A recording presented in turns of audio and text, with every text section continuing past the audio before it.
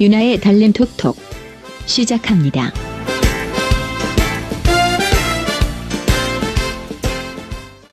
백사십자 속에 녹아있는 깨알같은 시사 트윗을 모아 전해드리는 달림 톡톡 트윗 뉴스.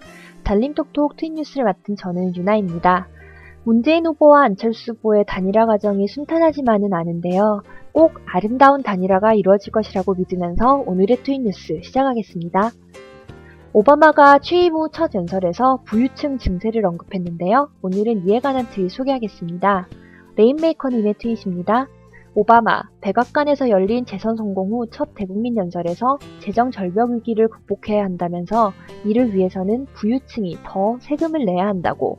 이명박근혜는 보고 배워라. 참, 박근혜는 안 배워도 된다. 떨어질 거니까. 재정 절벽이란 정부의 재정 지출이 갑자기 줄거나 중단되어 경제에 충격을 주는 현상을 말하는데요.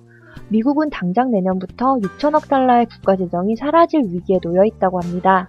오바마 대통령은 대선 공약을 통해 재정 절벽을 극복하기 위해 부유층에 대한 세금을 인상하겠다고 주장했습니다.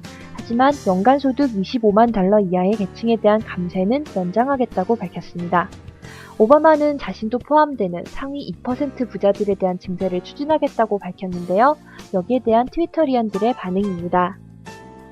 곽영준님, 오바마, 기업 부유층 1조 6천억 달러 증세 추진, 우리나라 같으면 종북이라 할 행위. 참얼루님, 오바마가 부자 증세를 발표했군요. 자본가들과 공화당의 반발을 어찌 헤쳐나갈지 기대 반 우려 반, 우리나라의 좋은 본보기 될 듯. 자유바람님, 한국엔 잘 알려지지 않았지만 미국 오바마는 소득 25만 달러 이상에 대한 세금 감면을 없애고 증세를 요청했다. 미국은 이제야 유럽형 복지제도를 따라가려 한다. 그러나 한국은 그 반대로 가고자 하는 박근혜와 새누리당이 있다. 하원 의원의 다수를 공화당이 차지하고 있는 현실에서 의회 통과가 과연 가능할지 걱정이 되는데요. 오바마 대통령은 자신의 당선이 곧 부자 증세를 찬성하는 것이라며 2%의 최상위 계층에 대한 증세가 포함되지 않은 협상안을 수용하지 않을 방침이라는 점을 재차 강조했습니다. 민주당의 오바마 대통령과 공화당이 정면 충돌하고 있는 가운데 캘리포니아 주정부가 주민투표를 통해 부자 증세안을 통과시킨 것도 주목해볼 만하네요.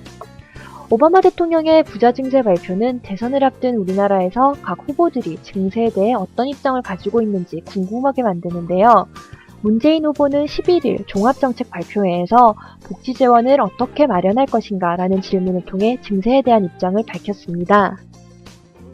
노트님과 대한민국의 행복님의 트윗에 소개된 문 후보의 증세에 관한 입장 소개해드릴게요. 문재인, 이를 실현하기 위해서는 지금 수준보다는 증세가 필요하다라는 것을 솔직하게 인정해야 한다. 증세의 기본 방향은 부자 감세 정책을 철회해서 참여정부 수준으로 세부담률 높이는 것이고, 문재인, MB정부 들어 22%로 낮아진 법인세 최고세율도 25%로 올리겠다고 밝혀 법인세는 상위 1% 대기업이 전체 법인세 80%를 내는 상황.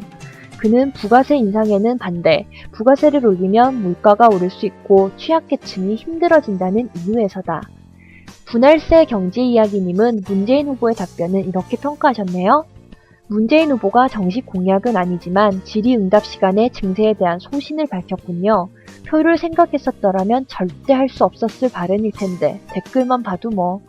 그의 용기 있는 발언과 소신에 진심 어린 박수를 드립니다.